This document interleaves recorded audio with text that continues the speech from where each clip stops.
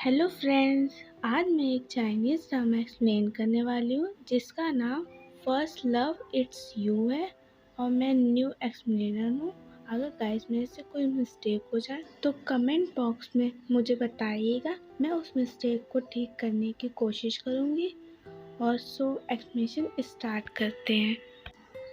हमें दिखाया जाता है हमारे फीमेल लीड को जिसका नाम रेनजी है, जो एक वॉइस आर्टिस्ट है जो अपने वॉइस की रिकॉर्डिंग कर रही होती है और उसे कहीं जाना होता है जहाँ के लिए वो लेट हो रही होती है। अपनी फ्रेंड को वो बाय बोल के चली जाती है।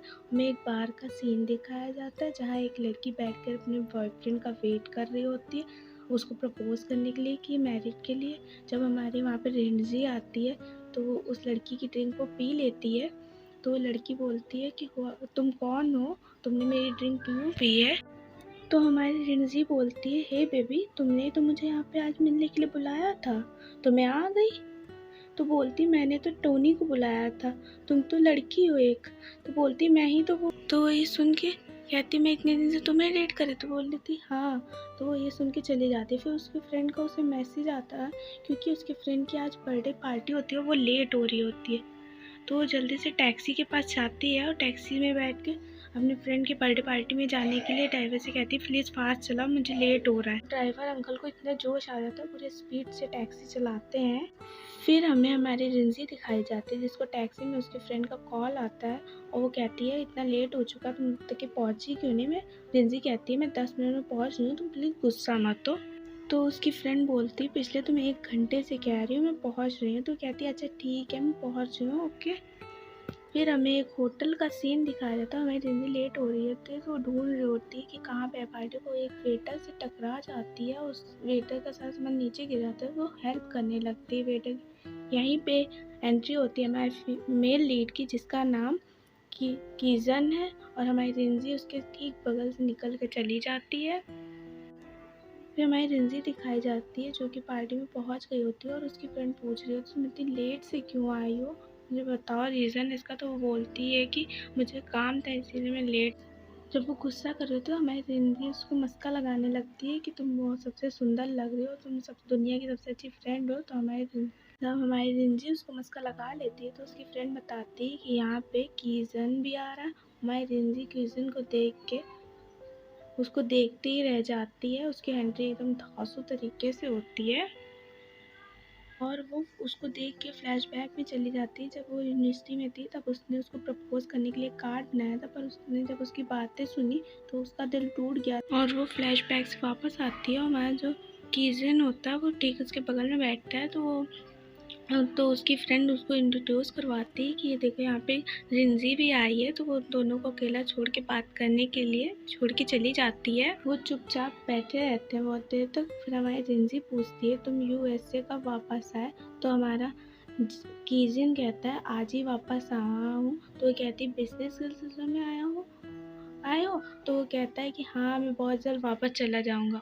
और वो लोग बहुत देर तक चुपचाप बैठे रहते हैं। तो हमारी रिंजी को एक कॉल आता है और यहाँ हमें इनका क्यूट सा मूवमेंट देखने को मिलता है जो हमें बहुत ज़्यादा क्यूट होता है। दोनों एक दूसरे की आंखों में खो जाते हैं और फ्लैशबैक में चले जाते हैं जब ये यूनिवर्सिटी में थे, जहाँ हमें दिखाया जाता है कि हमारा जो कीजान होता है वो बास्केटबॉल खेल रहा होता है। हमारी जो रिंजी आती है तो उससे हेल्प मांगती है। तो हमारा कीजन थोड़े से नखरे दिखाता है और लेकिन उसकी हेल्प करने के लिए मान जाता है और यहीं पे हमारा फ्लैशबैक ख़त्म हो जाता है।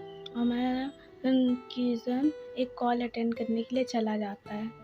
रिंजी यहाँ पे सोच में डूबी होती है तब उसके फ़ोन पे एक मैसेज आता है। तो उसकी फ्रेंड आती है तो वो देखती है मैसेज कि मिस्टर ली लन का है। तो वो सोचती है कि ये कितने हैंडसम है ना। तो वो कहती है कि ये तुम्हें मैसेज क्यों कह रहा है। तो उसकी फ्रेंड बताती है कि ये मुझे लाइक करते हैं इसीलिए, बट मैं इन्हें एक अपना क्लोज फ्रेंड मानती हूँ। फिर ये लोग ढेर सारी बातें करती हैं और हमारी जो रिंजी होती है वो पूरी टल्ली हो जाती है, बहुत ज़्यादा ड्रिंक कर लेती है। उसकी फ्रेंड उसको सर्वेंट के हाथ छोड़ के कहती है कि जाके इसको रूम में छोड़ दो, मैं चाहती हूँ। तो हमारी रिंजी कहती है कि तुम जाओ यहाँ से, मैं खुद से जाऊँगी रूम के अंदर। वो चली जाती है। यहाँ हमारा कीजिन नहा रहा होता है, वो नहा के वापस आता है तो वो देखता है कि रिंजी उसके रूम में सोफे के नीचे बैठी होती है और इधर उधर देखता है और उससे बोलता है कि तुम मेरे रूम में क्या कर रही हो, लेकिन रिंजी कोई जवाब ही नहीं देती है। तो वो क्या है, उसको उठाने की कोशिश करता है लेकिन वो नहीं उठती है। तो वो उसको गोद में उठाकर सोफे के ऊपर बैठा देता है और उसको देखता रहता है बहुत प्यार से, और रूम से बाहर जाके देखता है अगर कोई बाहर हो तो वो उसको दूसरे रूम में शिफ्ट करवा देगा, लेकिन वो कोई बाहर नहीं होता है तो वो उसको वहीं पे रहने देता है। और जब वो वापस आता है देखता है वहाँ रिंजी नहीं होती है, और अचानक से पीछे से आके रिंजी उसको हक कर लेती है। तो वो बेचारा डर जाता है और रिंजी उससे कहती है मुझे नींद आ रहा, तुम भी मेरे साथ सो जाओ। वो उसको अपनी फ्रेंड समझ रहा होता है, तो लेकिन जो हमारा कीजिन होता है उसको गोद में उठा के सोफे पे ले जाके बैठा देता है वापस से, और उसको फिर से देखने लगता है बहुत ही प्यार से। और जब उसके पास से जाने लगता है तो हमारी जो रिंजी होती है वो उसको खींच लेती है, वो उसको घूर घूर के देखने लगता है बहुत प्यार। और हमारी रिंजी नशे की हालत में आके खोलती तो वो देखती, उसे पूछती तुम कौन हो, यहाँ क्या कर रहे हो मेरे रूम में। और वो सोफे पे चढ़ के बोलती है कि मैं यहाँ क्या कर रही हूँ, तुम मेरे रूम में क्या कर रहे हो। वो इतनी तेज तेज से बोल रही होती है, जो बगल वाले रूम के लोग होते हैं वो सोचते हैं कि इस रूम में क्या हो रहा है, पता नहीं वो कान लगा के सुनते हैं दीवार पे इस रूम में क्या हो रहा है, पर उन्हें कुछ समझ में नहीं आता है। और जो हमारी रिंजी होती है वो कीजन को बहुत परेशान करती है, कभी इधर उछलती है, कभी सोफे के ऊपर चढ़ती है, कभी टेबल के ऊपर, और फिर आखिर में उसके ऊपर ही गिर जाती है। यहाँ इनको बहुत क्यूट सा एक मोमेंट आता है और वो दोनों एक दूसरे को बहुत प्यार से देख रहे होते, तभी बगल वाले रूम के लोग आ जाते हैं, कहते हैं कि इस रूम में क्या हो रहा है। वो दोनों को पड़े हुए देखते फिर सुबह हो जाती है। तो हमारी जो रिंजी होती है वो सो रही होती है, तभी उसको एक कॉल आता है, वो कहता है कि इस नंबर पे अभी व्यस्त है, कुछ देर बाद डायल करें। तो उसे पता चलता है ये उसका बॉस का फ़ोन है और एक इमरजेंसी काम के लिए उसकी छुट्टी कैंसिल कर दी गई है। और वो बाथरूम में जाती है तो कल रात के बारे में सोचती है कि कल रात उसने क्या किया है, कीजिन के साथ उसे इतना सारा परेशान किया है, ये सब सोच के वो एम्बेरस हो रही होती है। और वो ये सोच रहे थे उसके कीजिन ने उसे किस तरह झेला होता है रात में, और ये सोच के वो पागल हो रही होती है। लेकिन उसको लेट होता है तो वो फटाफट से तैयार होके भागती है अपने ऑफिस जाने के लिए, और रास्ते में उसकी फ्रेंड मिलती है। तो उसकी फ्रेंड को बोलती तुम्हारी तो छुट्टी थी, तुम मेरे साथ रुकने वाली थी। तो उसको बताती कि एक अर्जेंट काम आ गया इसलिए मुझे जाना होगा, तो कहती है प्लीज़ तुम लेकिन वो चली जाती है। तो उसके बॉस का फिर उसे कॉल आता है कि जल्दी आओ।